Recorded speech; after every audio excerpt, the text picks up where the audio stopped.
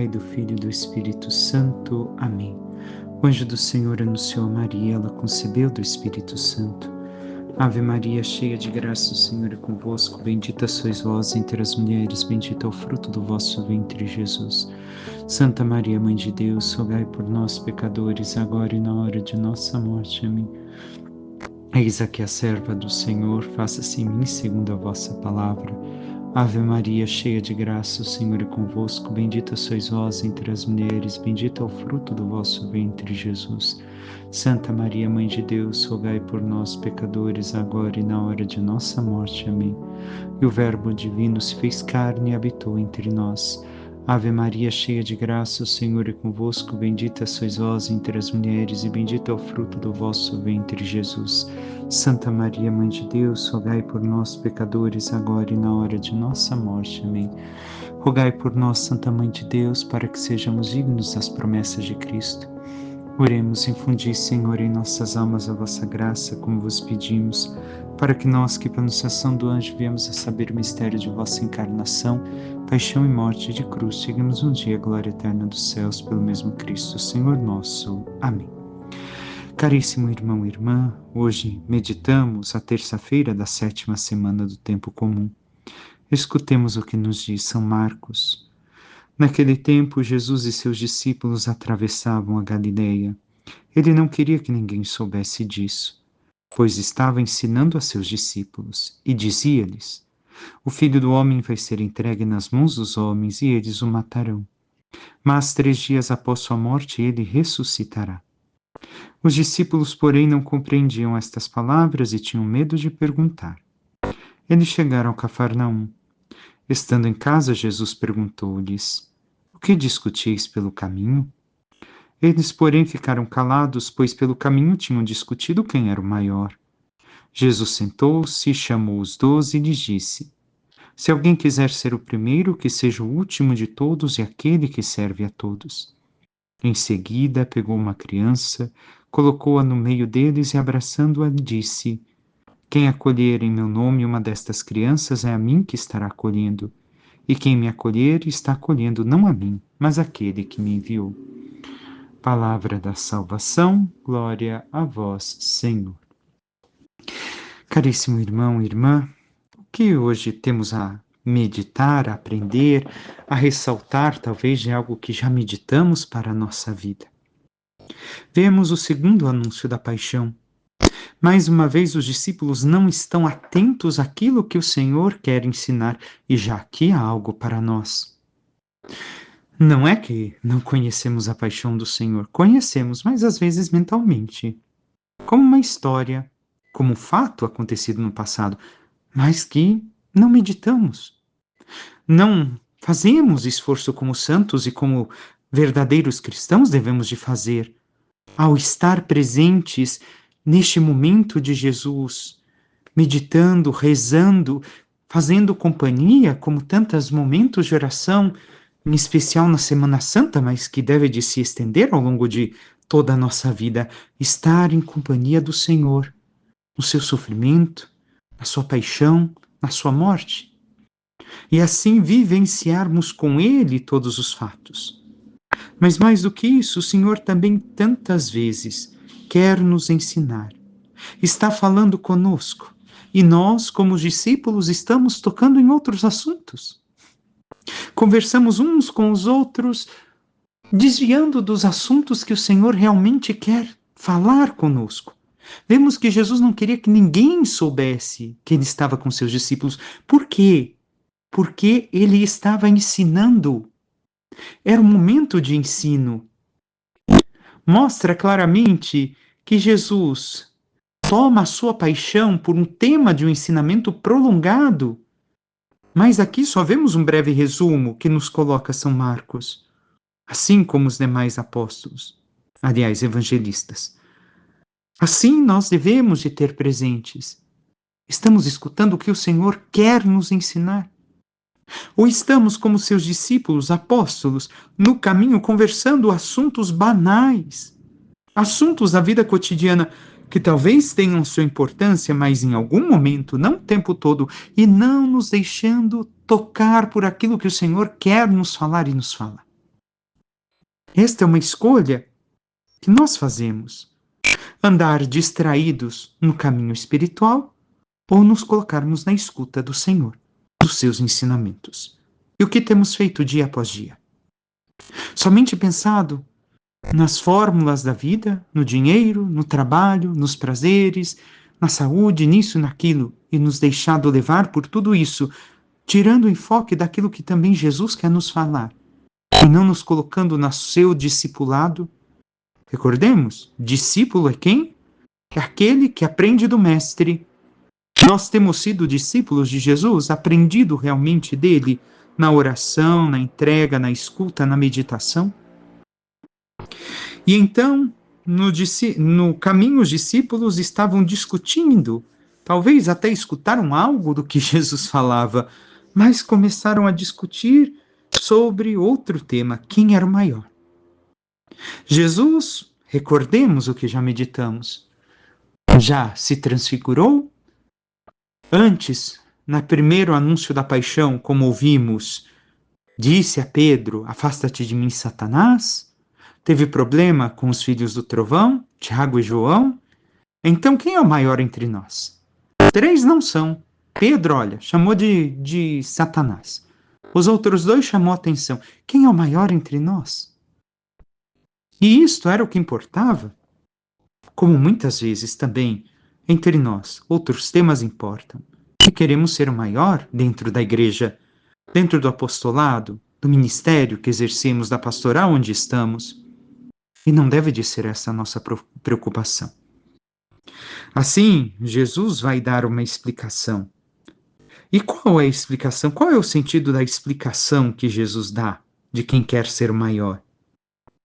Que o maior não é quem se serve do outro para ser o maior. Às vezes, até mesmo servindo ao outro, queremos nos servir para sermos maiores. Exemplo, coloquemos uma pastoral social. Eu vou servir alguém e não sei o que, eu vou fazer. Por quê? Porque eu quero ser reconhecido. Quero ser aplaudido porque eu fiz uma boa obra para o outro. E isso serve para qualquer pastoral, batismo, catequese, crisma, etc, etc, etc. Então, eu fiz um serviço ao outro, mas quero me valer desse serviço, me valer do outro, me servir do outro para me sentir maior. Não. Maior, Jesus demonstra, não é quem se serve do outro, mas quem serve ao outro, sem se importar. Como meditamos ainda este final de semana? Sem me preocupar, faço o bem e não quero recompensa alguma. Simplesmente é do meu ser cristão amar e fazer o bem. E nós temos realizado as obras assim, feito o bem e realizado tudo, não preocupando se vamos ser aplaudidos, reconhecidos, mas simplesmente porque é da minha índole cristã fazer o bem e amar. Então Jesus nos recorda aquilo que ele mesmo veio fazer. Veio servir, como recordamos na Quinta-feira Santa com o lava-pés. Servir e não ser servido. E assim temos crescido. Para irmos para o céu, temos que nos rebaixar na terra. Isso não quer dizer uma humilhação no sentido negativo, mas nos fazermos pequenos, sermos servos uns dos outros como santos. Basta lermos a vida dos santos e veremos que é isso que também fizeram seguindo a Jesus para chegar a tal grau de santidade e tal grandiosidade no céu. E continua Jesus. Repetimos a frase que ele disse: se alguém quiser ser o primeiro, que seja o último e aquele que serve a todos. Não aquele que quer ser mais importante, o mais reconhecido, o mais aplaudido. Mas estou aqui para fazer o meu dever de servo. E é assim que agimos na igreja e na nossa vida. Ele pega então uma criança e, abraçando-a, diz o quê?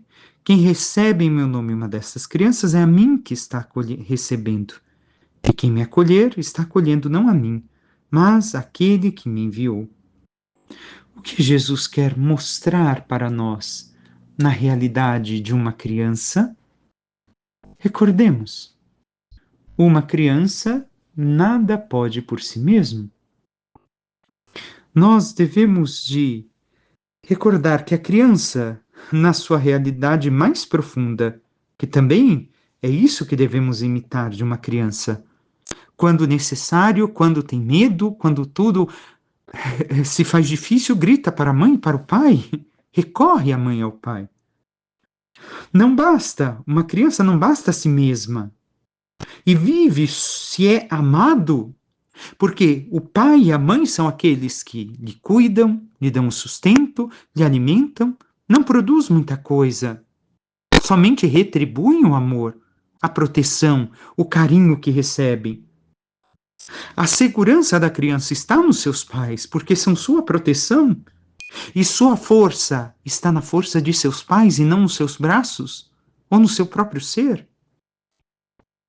Então, com isso, nós devemos de reconhecer uma coisa, que vamos meditar em outro trecho do Evangelho. Ser crianças é ser assim, nos abandonarmos nos braços do Pai.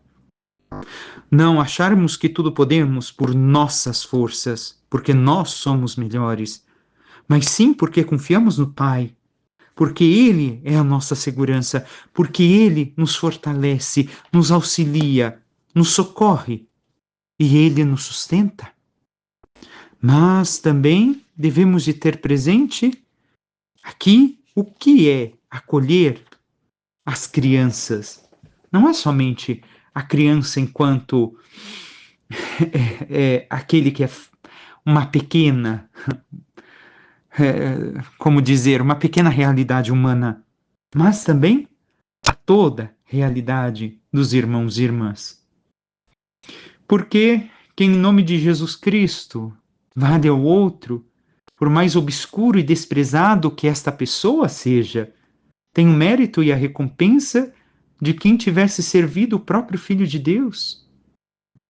Acolher o outro como uma criança, em seu estado de fragilidade, de debilidade e que necessita de proteção, amando a esta criança como o Pai do céu, a esta pessoa como o Pai do céu, é o que nos ajuda, é o que nos sustenta na nossa fé. Realizando a mesma obra de Jesus, imitando o seu exemplo. É a obra cristã não por simples motivos naturais, mas pelo amor, pela caridade, de levar a presença de Deus aos demais. E assim temos acolhido não somente as crianças, mas todos aqueles que se encontram numa situação similar de não serem amados, de não terem uma segurança, de não terem forças. Temos sido a presença de Deus na vida destas pessoas? Passemos pelo Salmo. No seu refrão diz: entrega teu caminho ao Senhor e o mais ele fará. E segue: confia no Senhor e faze o bem, e sobre a terra habitarás em segurança. Coloca no Senhor tua alegria, e ele dará o que pedir teu coração. E segue ainda coisas mais belas o Salmo. Mas o que nos pede primeiro a entregarmos o nosso caminho ao Senhor. Temos caminhado com o Senhor? Temos nos esforçado dia após dia a viver uma passagem nova do Evangelho que ainda não colocamos em prática? Uma passagem das Escrituras que ainda nos é obscura e que sabemos que não estamos vivendo? Temos confiado no Senhor, isto é, tido fé nele e feito as boas obras com a convicção que necessitamos fazer as boas obras? E assim habitaremos em segurança e o Senhor nos dará o que pede o nosso coração, não o que nós desejamos, como um desejo humano, mas aquilo que necessitamos. Passemos à primeira leitura. No livro de Eclesiástico, hoje fomos ao capítulo 2. Filho, se decidires servir o Senhor, permanece na justiça e no temor e prepara a tua alma para a provação. Esta é a frase enigmática do Antigo Testamento, que também vai de encontro com o Evangelho de hoje, onde o Senhor ensina a partir do seu sofrimento e da sua paixão a seus discípulos e também a nós. Se decidires servir ao Senhor, se queres verdadeiramente ser servo fiel do Senhor, permanece na justiça. Justiça e santidade caminham juntas. A santidade nos leva à verdadeira justiça. E no temor, no amor verdadeiro, e prepara a tua alma para a provação. Prepara para a provação. Servir ao Senhor nos causa provações. Seremos provados, como bem sabemos, como a prata e o ouro no fogo, para sermos purificados. Para nos purificarmos dos pecados que carregamos, mas também para que o nosso amor seja verdadeiro e puro, sem segundas intenções, sem pedir nada em troca do simples amor que damos ao Senhor. Tenhamos presente que quem começa um meio para progredir no caminho da sabedoria tem que estar disposto a ser fiel ao Senhor, porque não faltarão as dificuldades na vida. Cuidado! Há muitos que só falam em glória, glória, glória, em diversos níveis, e querem nos ensinar um segmento de Jesus somente com alegria, com felicidade, sem dificuldade alguma. O Senhor não nos diz isso. O caminho da verdadeira sabedoria passa pelas dificuldades, passa pela cruz, passa pela provação. Mas temos motivos de sobra para confiar no Senhor. Entre nós, a experiência do que sucedeu na história, em especial naquilo que se passou na vida dos santos, então, assim se manifestará também a sabedoria de Deus em cada um de nós. Escutemos como continua o texto. Mantenha o teu coração firme e ser constante. Constância, algo difícil nos tempos de hoje, onde, como mudamos de página de internet num toque no celular ou no computador, nós também queremos mudar a nossa vida num toque. Mas muita coisa é necessário constância e perseverança. Inclina teu ouvido e acolhe as palavras de inteligência e não te assustes no momento de contrariedade. Ser fiel à sabedoria verdadeira, que é o próprio Cristo, nos trará contrariedades no mundo. Mas devemos de acolher mesmo assim as palavras sábias. E não devemos de nos assustar. Pois se fizeram isso com o mestre, o que não farão com os servos? Não disse Jesus no Evangelho? Continua, suporta as demoras de Deus, agarra-te a Ele e não deixes para que sejas sábios em teus caminhos. Suporta. O que é suportar as demoras de Deus? É reconhecer que talvez não seja o momento oportuno para que aconteça tais fatos que estou esperando na minha vida, seja de índole espiritual, seja de índole material, seja em questão de saúde, seja o que estou pedindo, ou que talvez ainda não seja realmente isso que estou pedindo o correto para minha salvação? Temos suportado as demoras de Deus? Tudo o que te acontecer, aceita-o e ser constante na dor, e nas contrariedades de tua pobre condição, ser paciente. É muito fácil aceitar todas as coisas no momento de alegria e felicidade, mas e no momento da dor? É ali que descobrimos amar e ser amados. Olhemos a relação pais e filhos. É ali que descobrimos quem verdadeiramente nos ama. Na relação familiar, de esposo, esposa, é ali, no sofrimento. Quando se aceita e se é constante na dor, junto ao outro. Mas nós, em tudo aquilo que passamos, muitas vezes esbravejamos, brigamos, discutimos com Deus e não queremos aceitar e nem suportar. Não somos constantes. Não queremos ser contrariados na nossa vida, sendo que a nossa condição humana vive de contrariedades.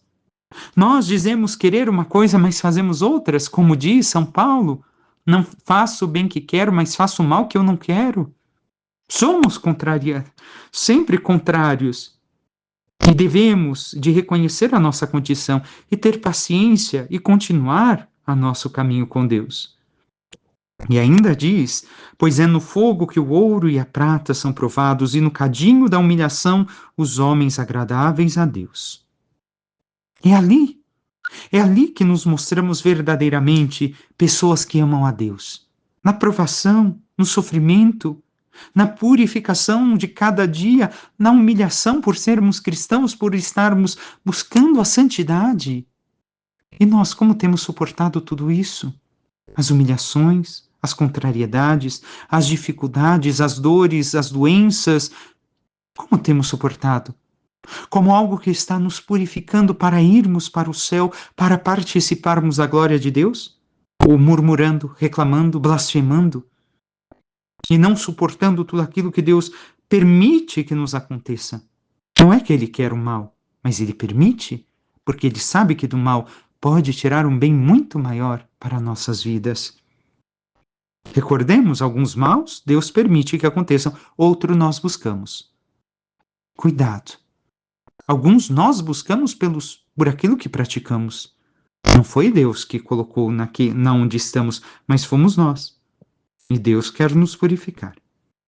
Ainda segue, crê em Deus e Ele cuidará de ti, endireita os teus caminhos e espera nele. Conserva o seu temor e nele envelhecerá. Vós que temeis o Senhor, contai com a sua misericórdia e não vos desvieis para não cair. Se tiver fé em Deus, Ele cuidará de ti. Está tudo dando errado? Não importa. Eu continuo confiando em Deus. Ele está cuidando de mim. Infelizmente, muitas vezes fraquejamos nesse ponto. Mas não devemos de fraquejar. Devemos de conservar nesse amor sincero, não importa o que esteja acontecendo conosco. E devemos de endireitar os nossos caminhos, como diz, ou seja, caminhar na santidade. O Senhor agirá conosco com misericórdia e não nos deixará cair. Vós que temeis o Senhor, confiai nele, e a recompensa não vos faltará. Basta confiar.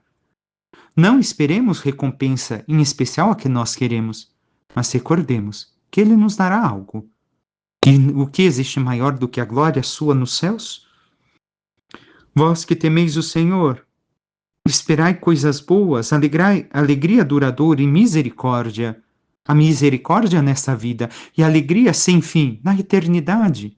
Aqui teremos momentos de alegria com Deus, apesar dos sofrimentos e contrariedades, mas a misericórdia também não nos faltará aqui, mas no céu teremos a alegria total e plena.